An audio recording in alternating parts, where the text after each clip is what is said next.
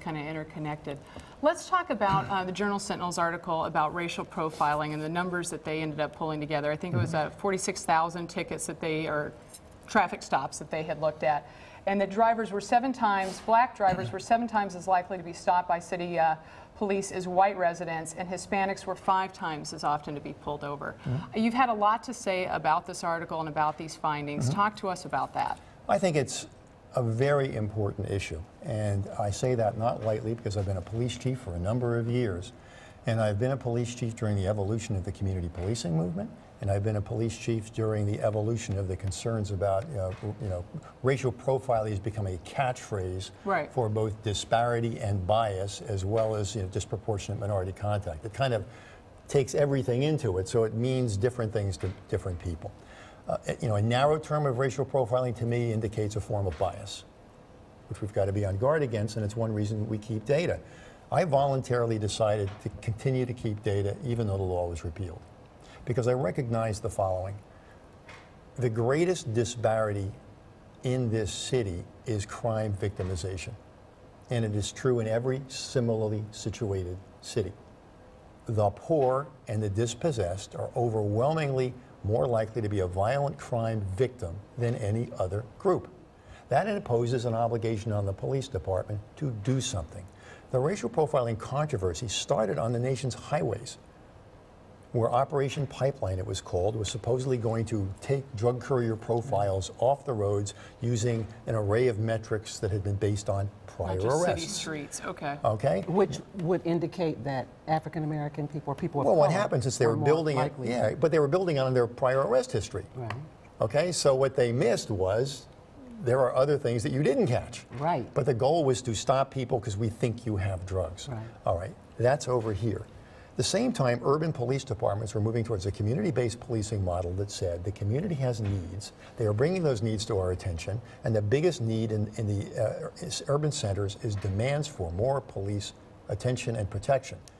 Thoughtful police protection, okay, not harassment, but engagement and involvement. Let me ask you this. I hear what you're saying, but the reality is a lot of African American, particularly males, are stopped in certain neighborhoods that are challenged and all over the city. It's driving while black. I'm sure you've heard that. I've heard that expression. How do you speak to that? Because you're talking about biases.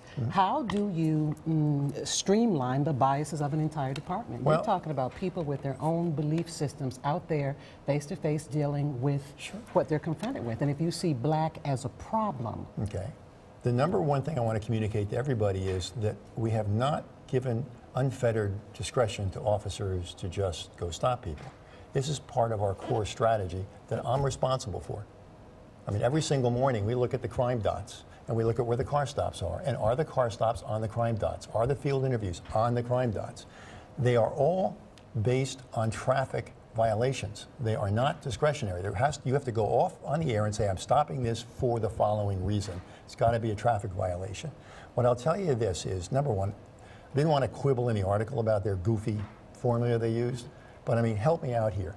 They excluded from our car stop analysis anybody who didn't have a residence of Milwaukee. Right.